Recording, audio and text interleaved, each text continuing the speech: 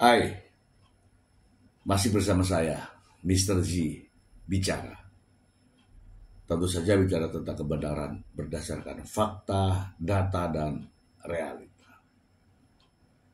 Teman-teman, semenjak Nikita Mirzani diserahkan ke kejaksaan, Nikita Mirzani langsung dilakukan penahanan oleh jaksa penuntut umum dan ditempatkan di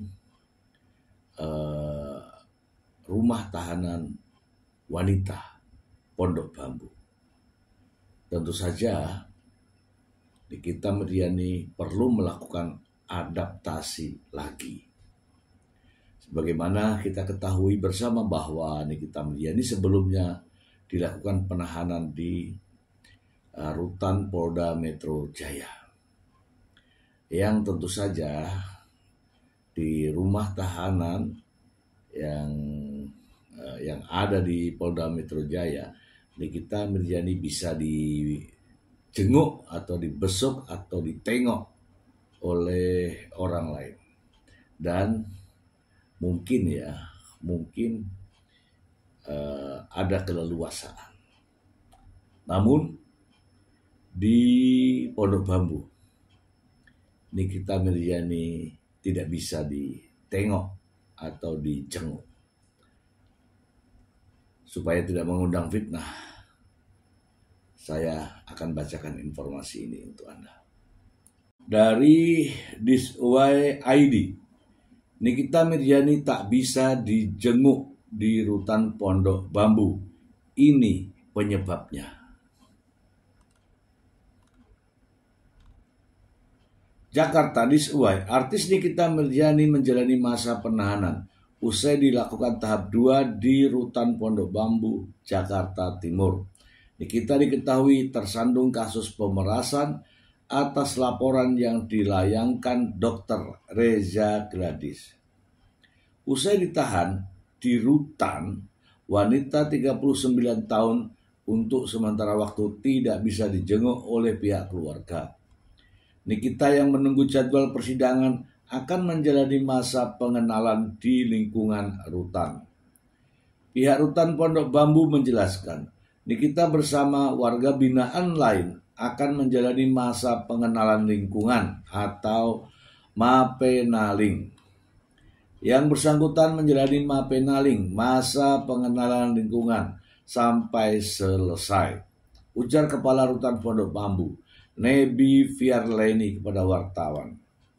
Minggu 8 Juni 2025, Nikita Mirzani bisa dikunjungi oleh keluarganya begitu masa mapenaling di rutan selesai. Saat ini ibu 3 anak tersebut hanya bisa dijenguk oleh kuasa hukumnya.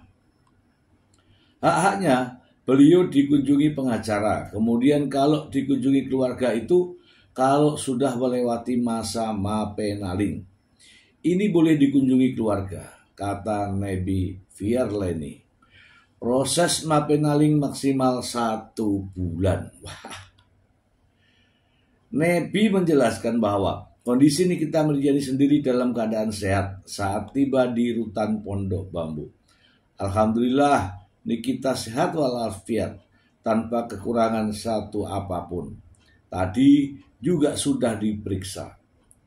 Kekinian, Nikita Mirzani menjalani masa penahanan di rutan Pondok Bambu setelah dilimpahkan ke Kejaksaan Jakarta Selatan dan berkasnya dinyatakan lengkap. Kita bahas ya teman-teman ya, kita bahas. Jadi memang benar ya teman-teman ya, Nikita Mirzani ditahan oleh Kejaksaan Negeri Jakarta Selatan dan kemudian dititipkan penahanannya di rutan Pondok Bambu. Ya tentu saja seperti biasa ya, tahanan yang baru datang kemudian akan menjalani proses yang namanya proses adaptasi. Ya kalau di rutan namanya mapenaling, masa pengenalan lingkungan. Ya tentu saja Nikita Mirzani wajib mengikuti aturan tersebut. Dan Nikita Mirzani tidak bisa dijenguk oleh keluarganya atau siapapun selama masa mapenaling, yaitu 1 bulan. Boleh dijenguk hanya oleh pengacaranya di waktu-waktu tertentu. Itulah mengapa Nikita Mirzani dikabarkan tidak bisa dijenguk, teman-teman. Selain itu, saya juga memiliki sebuah berita, teman-teman. Ini juga bisa menjadi informasi buat kita semua ya, terkait dengan perseteruan Nikita Mirzani dengan Reza Gladys. Berikut ini. Dari Pos Kupang, mobil dan uang Rp 3 miliar milik Nikita Mirzani disita imbas kasus pemerasan Reza Gladys. Pos Kupang, penderitaan Nikita Mirzani ternyata belum selesai. Meski dirinya udah menjadi tahanan, kini uang 3 miliar dan mobil juga disita aparat hukum. Diketahui kabar mengejutkan datang dari artis Nikita Mirzani.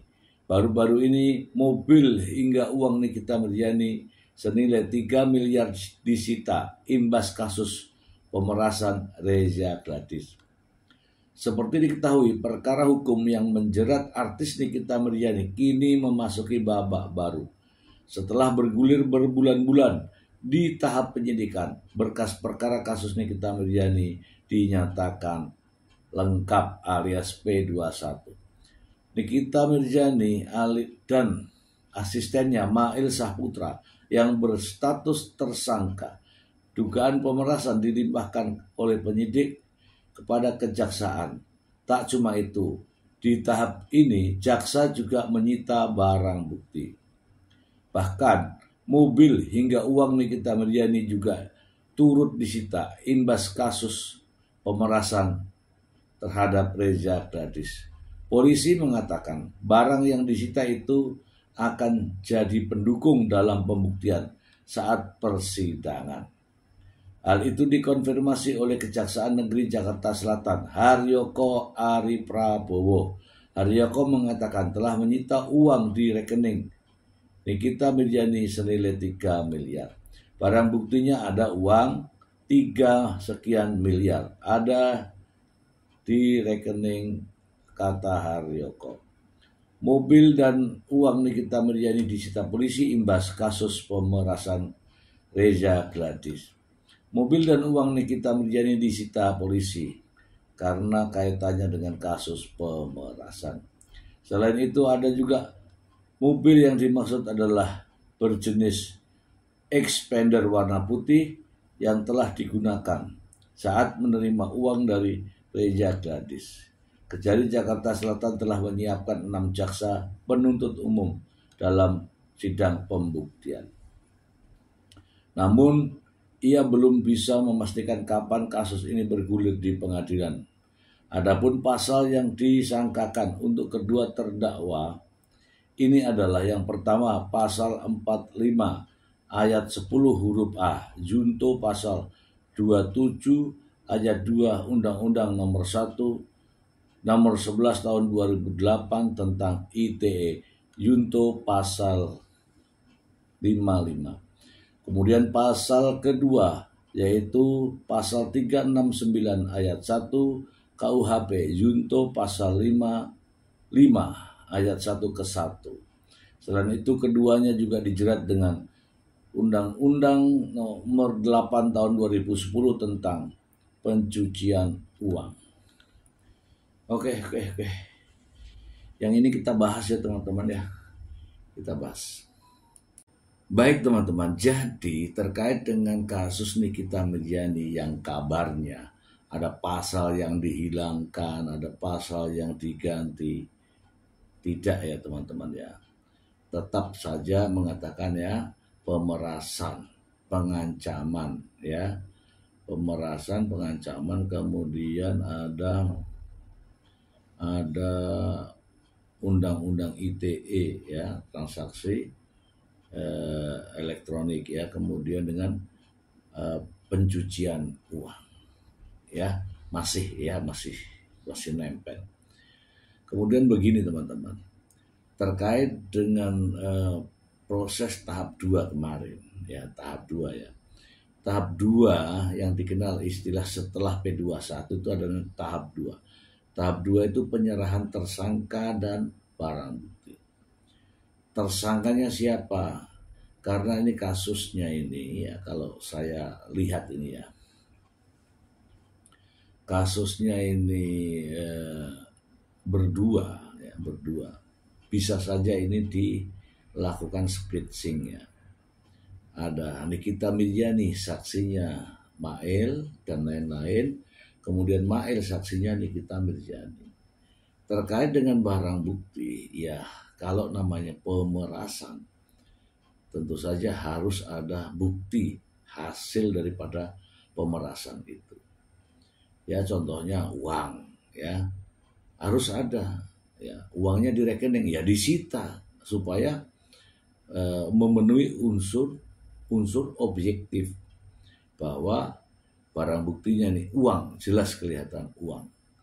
Ya kalau uang itu ada di rekening kemudian dikeluarkan, atau kalau tidak ya isi di rekening tersebut diblokir supaya uang itu tidak kemana-mana. Kemudian terkait dengan mobil ya, mobil expander jelas bukan mobil Nikita Mirzani, tetapi ada kaitannya dengan saat penerimaan uang. Misalnya ya contoh Mail menemui Reza Gladys dengan menggunakan mobil tersebut. Bisa jadi mobil itulah dijadikan sebagai sarana atau alat bukti, sehingga dijadikan sebagai barang bukti. Teman-teman, seperti yang saya bacakan tadi terkait dengan pasal ya, pasal pemerasan ya, itu di pasal 369 ayat 1. Karena rame di media sosial bahwa ada pasal yang dihilangkan, yaitu pasal pemerasan. Saya ingin bacakan kepada Anda semua. Pasal 39 ayat 1 KUHP mengatur tentang tindak pidana pemerasan dengan ancaman. Perbuatan yang memenuhi unsur pasal ini adalah memaksa seseorang untuk memberikan barang, membuat hutang, ya kan, atau menghapuskan piutang dengan ancaman pencemaran nama baik, lesan atau tulisan, atau ancaman akan membuka rahasia yang dilakukan dengan maksud untuk menguntungkan diri sendiri atau orang lain secara melawan hukum. Apa unsur-unsurnya? Saya bacakan. Yaitu 1, barang siapa, artinya siapa yang melakukan, atau siapa saja yang melakukan, atau siapa saja yang terlibat dalam kasus pemerasan. Barang siapa adalah setiap orang yang melakukan perbuatan. Siapa yang dituduh? Yaitu Nikita Mirzani dan Mail Saputra. 2, dengan maksud menguntungkan diri sendiri atau orang lain dengan cara melawan hukum. Reza Gladys menyerahkan uang kepada Nikita Mirzani, kepada Mail Saputra. Sekarang pertanyaannya, maksudnya untuk apa? Yang jelas ini menguntungkan Nikita Mirzani, menguntungkan Mail. Nah, disinilah bunyinya menguntungkan diri sendiri atau orang lain. Kemudian 3, memaksa seseorang. Pelaku memaksa korban dengan cara tertentu. Ya seperti contoh, kalau Zu mau aman, supaya saya tidak keluar-keluar, Zu harus tutup mulut saya supaya lu aman. Ini modusnya, ya ini modusnya. Kemudian dengan ancaman pencemaran atau pencemaran tertulis atau akan membuka rahasia. Ini kaitannya dengan yang tadi. Ancaman itulah yang digunakan oleh pelaku, yaitu dengan cara, kalau kamu tidak tutup mulut saya, maka saya akan koar-koar. Nah, gitu contohnya ya. Kemudian yang kelima, supaya memberikan barang atau membuat utang atau menghapuskan piutang dengan tujuan perbuatan pemerasan tersebut. Ini contohnya, ini kalau you mau ini ya, ingat ya, 4 miliar ya, gitu. Inilah unsur-unsur pidananya.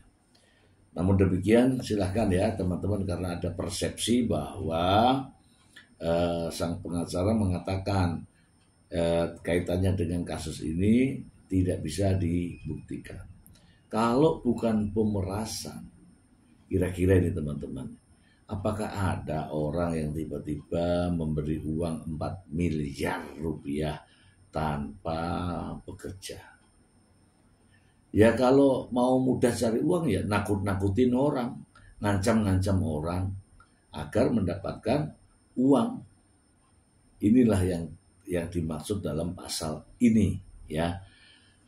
Benar atau tidaknya memang masih dalam proses ya, apalagi belum juga menjalankan atau melakukan proses persidangan. Nanti setelah proses persidangan barulah kita tahu bahwa pasal inilah yang akan memberatkan. Kenapa? Karena adanya ancaman baik tertulis maupun secara lisan. Begitu ya teman-teman ya informasi ini. Jadi kalau kaitannya dengan pasal-pasal yang dihilangkan, kalau pasal dihilangkan sebenarnya tambah senang. Tapi rupanya kalau saya melihat kasusnya, pasal pemerasan itu tetap ada ya, tetap ada. Kalau pasal pemerasannya ini jelas dari KUHP ya teman-teman, dari KUHP ya. Ini sesuai dengan apa tadi yang saya bacakan, yaitu unsur-unsur pidananya. Demikian teman-teman, semoga bermanfaat. Terima kasih. Kita ketemu lagi di lain kesempatan. Bye.